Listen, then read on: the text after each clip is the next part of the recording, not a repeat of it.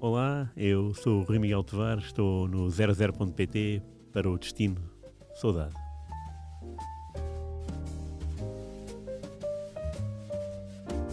Está a chegar o Campeonato do Mundo, mais um Campeonato do Mundo, e hoje eu e o Monsieur Patrick Mboma vamos falar, o Rui Miguel Tavares, vamos falar essencialmente de mundiais. Rui, a verdade é que é o topo, é aquilo que mais gostamos de ver, é aquilo que esperamos, acho eu, 4 anos para ter naquela cadernetazinha que abrimos com muito gosto. É verdade, sim. Com os nossos filhos.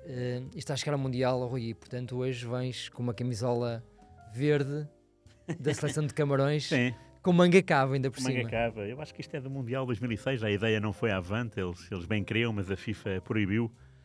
Mas a seleção dos Camarões pertence ao meu imaginário, sobretudo. Estou a falar do Mundial 90, que de facto Camarões esteve muito perto de ser a primeira seleção a chegar a uma africana, a chegar a uma meia-final. Claro que não esteve tão perto como o Ghana em 2010, quando falhou aquele penalti pelo Jean no último minuto do prolongamento, quando o Luís Soares foi expulso pelo Olegário Menguerense.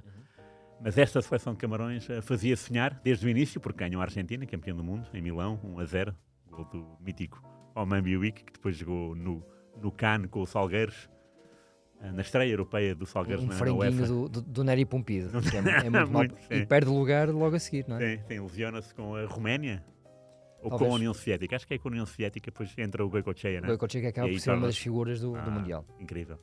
Mas essa seleção de Camarões elimina a Colômbia e depois perde com a Inglaterra num jogo mítico, que acaba 3-2, um gol do David Platt e 2 do Lineker de penalti.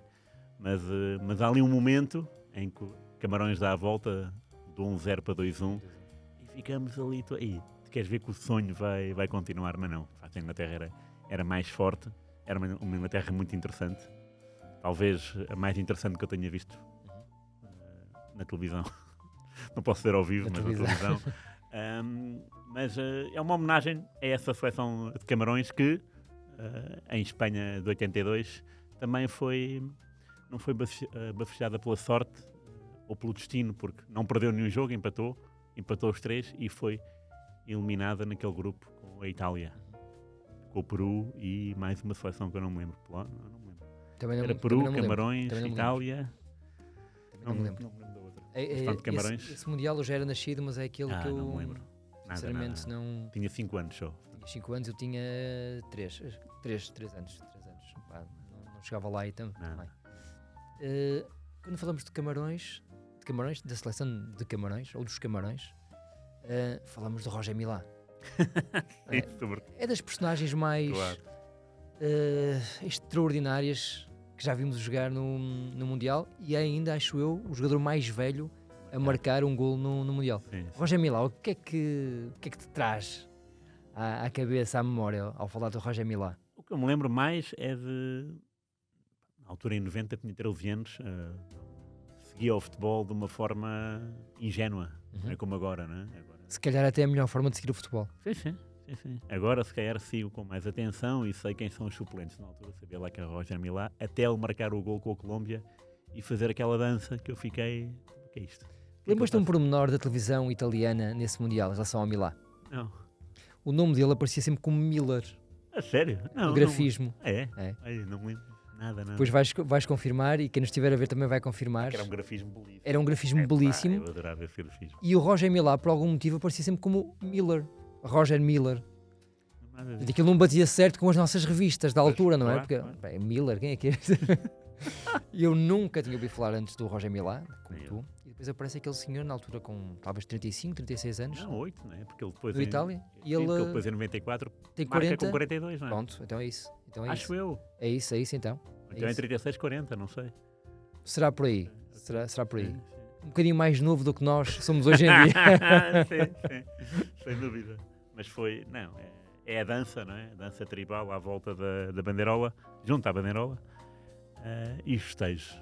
Lembro perfeitamente no jogo, isso não mete o Milá, mas é o golo do Koundé com a Inglaterra, em que todos se amontoam e aqueles que não se podem amontoar caem para o chão sozinhos, numa dança. De facto, eles estavam... Eu estava com eles nesse Mundial e jogava que estava com o sonho, lá está, ia continuar, foi pena.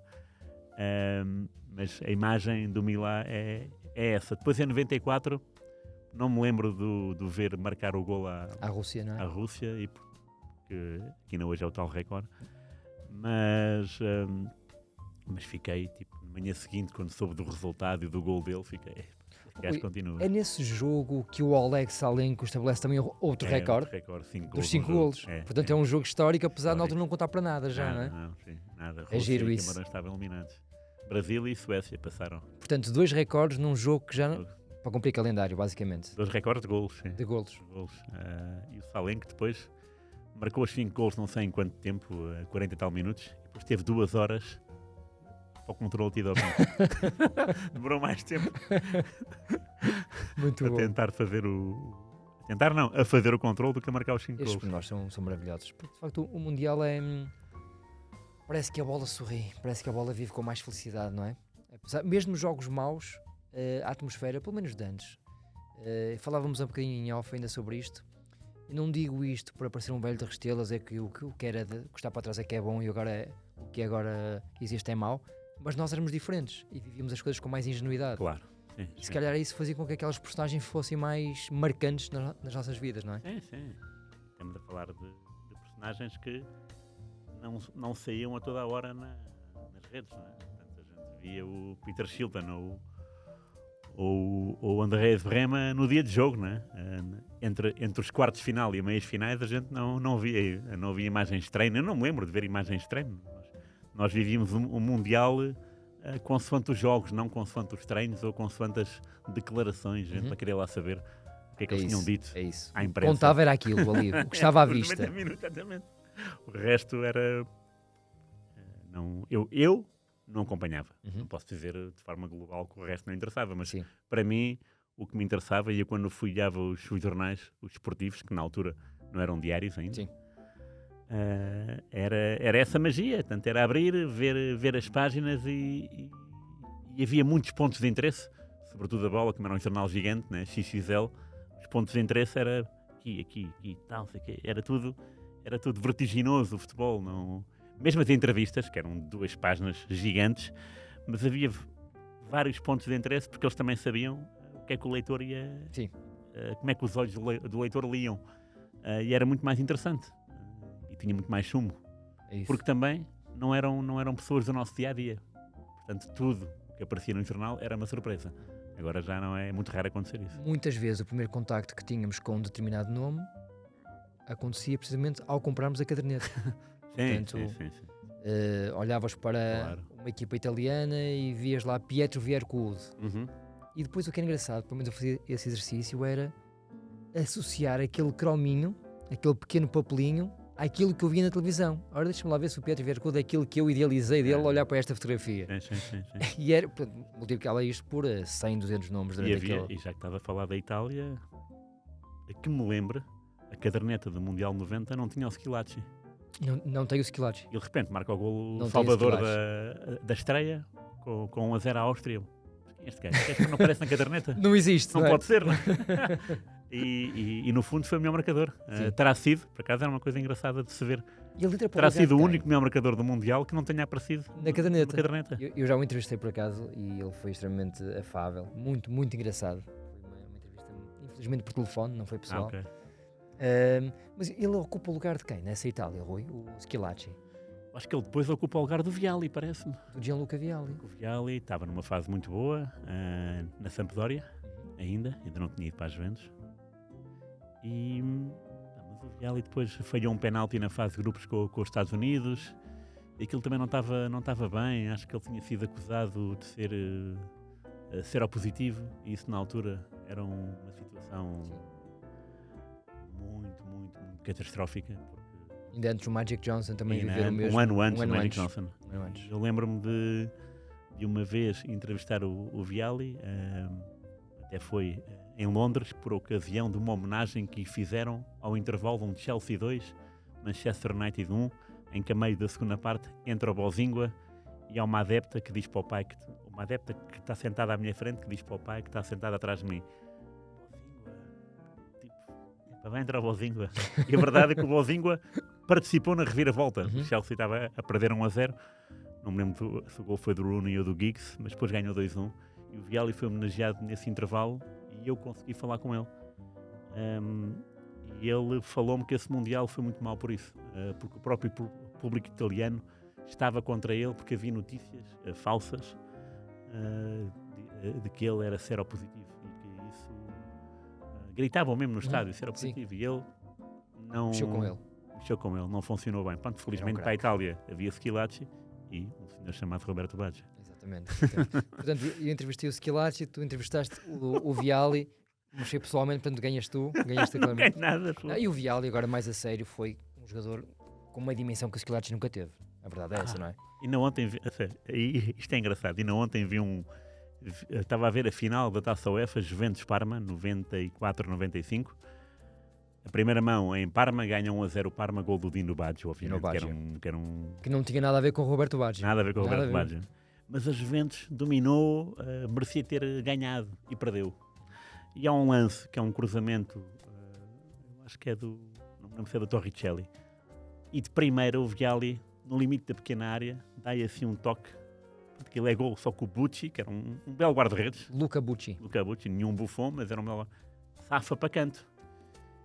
E a imagem, a câmara de trás foca ao Vialli, tipo desesperado, quase golo. E no enfiamento vê-se um jornalista mascarado de adepto, ou o contrário, não sei, mas tinha assim uma credencial, todo contente e tal, e o Vialli, nota-se mesmo, olha para ele, cumprimento. Pá, muito bom. Pá, é delicioso. Muito bom. E estavam a perder 1-0 já. E pronto, e foi um golo não. Aquilo era golo, né? O Bucci é que salvou assim.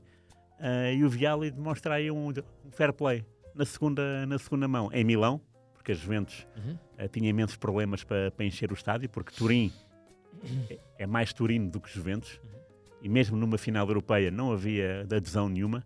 Portanto, jogaram em Milão, onde aí sim trazia muito mais público das Juventus. Jogaram lá, a primeira parte, um passe do outro mundo, do Torricelli, mas assim do outro lado, assim um passe cruzado, o lateral direito do Parma vê a bola, mas não chega, a bola bate uma vez, e quando vai bater a segunda, o Vialli com o pé esquerdo, é um golo espetacular. Depois na segunda parte, o Dino Baggio faz 1-1 e acaba com a eliminatória e ganha o Parma e o Fernando Couto. Mas isso é curioso porque as conversas, isto não estava nada planeado. Nada. Falaste do Schillaci, eu lembrei-me do Vialli. Não, falaste do Viercovus. Eu falei do Schillaci e Vialli. Espetacular. Até porque ambos gostamos do futebol italiano e há muitos nomes aqui atrás. Rui, agora tenho aqui 3 questõezinhas para ti sobre mundiais, para... Não sei, isto aqui não foi nada preparado, mas foram aquelas questões que eu acho que tu vais ter de algumas dificuldades, apesar do teu Excel maravilhoso lá de casa. Mas gostava de perguntar isto. E a primeira, acho que é fácil para ti. Sabes qual foi a única seleção campeã do mundo a vestir a mítica marca Umbro? Umbro. E se não souberes, obviamente, a resposta será dada na mesma. Umbro, espera aí. Eu diria que é o mítico Brasil 94. 94, certíssimo. Sim, 94. Certíssimo. 94. Certíssimo. Lembro dessa camisola porque um amigo meu tinha réplica, não é? E a Umbro não era famosa por fazer camisas bonitas, né? Tudo muito, um padrão muito burocrático. Sim. E eu lembro-me, e não batia, né? A Umbro com o Brasil. Agora então, não bate mesmo. Eu escolhi esta questão porque te vi há poucos dias o Brasil-Holanda, porque estávamos aqui a fazer uma seleção para aqui no 0-0 e por acaso recordei esse jogo que é magnífico. Tem o branco, o grande branco em grande destaque. Sim. Eu olhei para aquela equipa do Brasil e Umbro. Eles vestiam um Umbro. Ou seja, não é uma marca óbvia, não é? Para seleções campeãs do mundo por cima. Nós pensamos logo passa a publicidade de Nike, eles não precisam disto para nada, portanto estamos à vontade. Nike, Adidas, eventualmente Puma, mas Umbro achei piada. Sim. Eu Puma lembro-me da Itália 2006, quando foi campeã do mundo, também por penaltis, e aí a Itália ganhou nos penaltis e em 94 perdeu. Exatamente. E a Itália em 94 seria o quê? Diadora? Não. A Diadora não fazia equipamentos.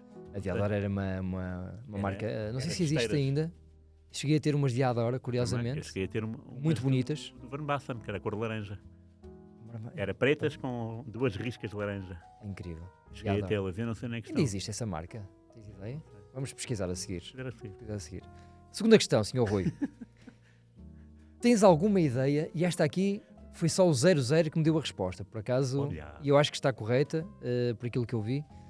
Faz ideia quem foi o primeiro futebolista a participar num campeonato do mundo e que tenha jogado em Portugal? Se alguém que sabe isto és tu. Não sou nada, és tu. O primeiro Posso dizer que jogou, uma pequena ajuda, jogou o Uruguai 1930. Epá, e eu estava a pensar no Yazalba em 74, no Sporting. É muito mais para trás. Porra, muito mais para trás. Isso é Depois ele vem jogar para o Sporting também, este senhor, posso dizer. Ok. Já fizeste o almanac do Sporting, por isso saberás. Quem me dera ter tudo na cabeça, tudo o que eu tinha feito. Está bem, está. Então, em 30, olha, outra vez Brasil, queres ver? É um gajo chamado, um jogador, aliás, chamado Fernando sabia. Guidicelli. Giudicelli. Giudicelli. Giudicelli. Como é que Portanto, sabes essa eu pronúncia acho que ele bem? terá alguma ascendência italiana, creio eu. Eu sabia que tu ias saber esta resposta porque fizeste o almanac do Sporting e ele é o primeiro estrangeiro, o primeiro brasileiro a jogar no Sporting, juntamente com mais 2 compatriotas, o Jacaré e o Vianinha, O Vianinha, em ok. 34. Portanto, eu tinha ideia que tu sabias isto. Ok, sim. Agora, eu lembro-me que ele, num jogo com o Benfica, ele foi expulso e depois transferiu-se para o Real Madrid. Muito Pronto. antes do Beto e do Sapinto. Muito. E esta concretizou-se mesmo, não Esta é? concretizou-se. Mas só fez um jogo no Real Madrid, curiosamente, no Sporting. Jogou com o Benfica num jogo em que esse guarda-redes fudido, o Jaguaré, defendeu um penalti. Jaguaré. Jaguaré defendeu um penalti. E o Vianinha é um jogador que tu escreveste há pouco sobre o Porto e o Sporting, não é? Perfeitamente. Exatamente. Sobre o quê? O que é que era? Transferiu-se do Porto. É a primeira transferência É a primeira direta? transferência direta do Porto para o Sporting. Pronto, exatamente. Fiz uma pequena peça sobre a história dele que eu achei que era muito Não, engraçado. Muito engraçado. Se bem me recordo, ele tinha saído do Brasil para ir jogar para a Itália, mas entretanto Mussolini, não? algum problema causado, algum problema político grave, acho que provocado pela ascensão do Mussolini ao poder, fez com que ele, na escala que fez em Portugal, tenha pensado, pá, se calhar aqui é mais tranquilo, vou ficar por aqui. Claro. E ficou. Se calhar o Giudicelli também é a mesma coisa. Talvez. Engraçado, Sinceramente a história não conheço a história dele, mas foi mais ou menos isto. O que eu acho engraçado é, nas fichas de jogo da FIFA, ele aparece como Fernando. E nas fichas de jogo do Diário de Notícias, da altura, Sim, aparece como Giudicelli. Giudicelli. Portanto, é o apelido, não é? Fernando Giudicelli. Oh, Rui, só mais uma, até porque o tempo está a escassear. Esta aqui acho que é a mais fácil de todas para ti, sinceramente. Para mim não, que era dificílima, mas quem é o primeiro guarda-redes a sofrer 2 golos de livre direto no mesmo jogo num campeonato do mundo? Esta tu sabes. Não, mas eu sei, pelo contrário, que foi em 66, Mundial da Inglaterra, Começas famoso, bem, começas no bem. grupo de Portugal. O último jogo de sempre de Pelé e Garrincha, eles marcam os dois de livre direto. Já chegaste lá. Eles marcam os dois É de livre esse, direto. é esse jogo. Neidenov, Guarda-redes da Bulgária. que ainda hoje é reconhecido como o melhor de sempre da Bulgária, à frente Melhor do que do o mítico nosso Mihailov. Mihailov. Melhor. Mas E esse não guarda-redes. tinha um cabelo tão bonito. Não, certeza certamente absoluta. não. E esse Neidenov, depois eu vi, foi o primeiro guarda-redes a sofrer um gol do Eusébio no Mundial, porque o Eusébio não marcou na primeira jornada com a Hungria É verdade. e na segunda com a Bulgária. O Marca Eusébio ao- marca À a Bulgária, ao Naidenov. ao Neidenov. Pronto, e de Portanto, facto, Neidenov está na história por vários motivos. Né? e de facto é incrível porque chegaste ao último jogo que o Garrincha faz ao lado do Pelé. Dois nomes. Porque depois, acho que é assim, no jogo seguinte do grupo é Brasil-Hungria, Uhum. e aí não joga o Pelé para ser poupado para Portugal. E E depois com contra Portugal, não joga o Garrincha, Garrincha. porque está lesionado, porque o Pelé e o Garrincha, bicampeões do mundo, foram muito maltratados. O Pelé sai lesionado contra Portugal. O Moraes, sim. E já, quer dizer, eu acho que ele já entrou lesionado, não é? Pois, É o que as limitado, notícias pelo menos, sim. limitado, sim. E depois aquelas. Não aguento. aquelas pancadas sucessivas de Moraes, não foi fácil. É o Mundial. Vamos avançar para o nosso minuto desportivo, Vamos lá. porque temos também aqui um pormenor curioso de uma personagem que eu desconhecia, mas também tem um bocadinho a ver com o Mundial. Vamos a isso. Bora. Domingo Desportivo.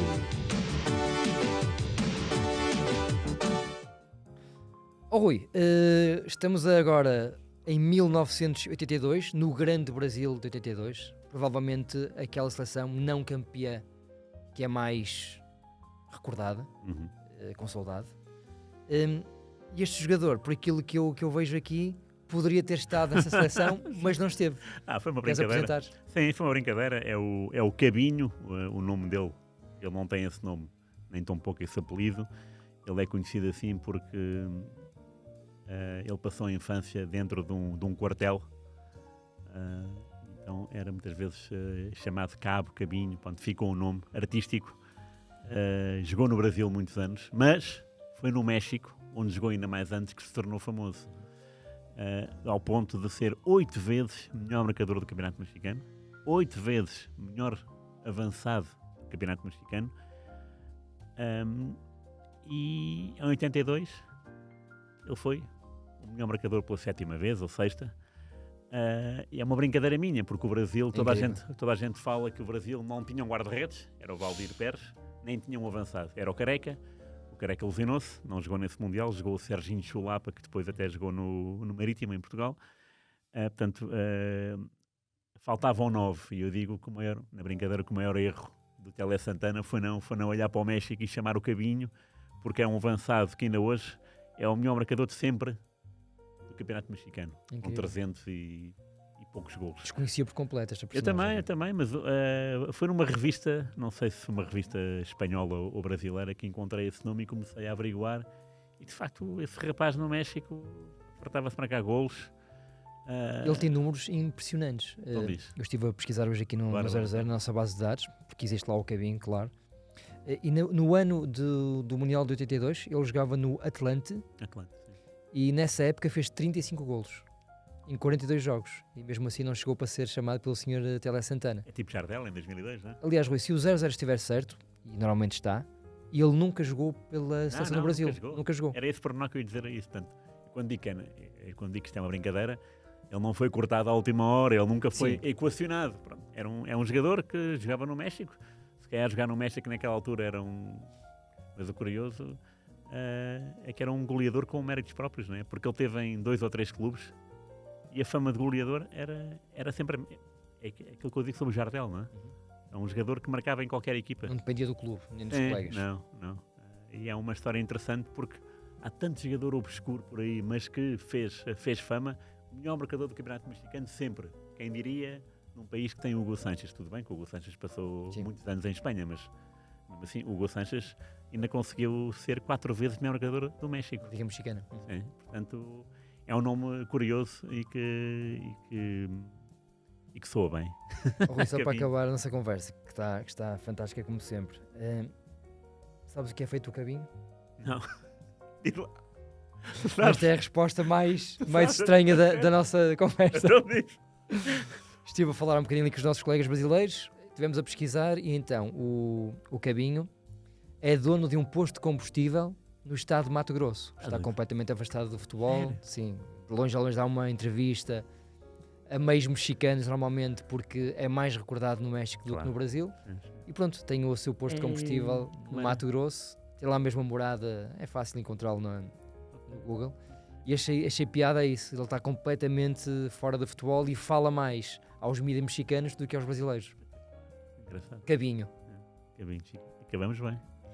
Uma personagem que nunca foi ao Mundial, mas que tenha aqui qualquer coisa de mundialista, não é? Claro. Rui, um grande abraço. Obrigado. Voltamos para a semana. Espero que isto chegue a Foi Mato muito bom. Grosso. É isso. Grande abraço, Cabinho. Abraço.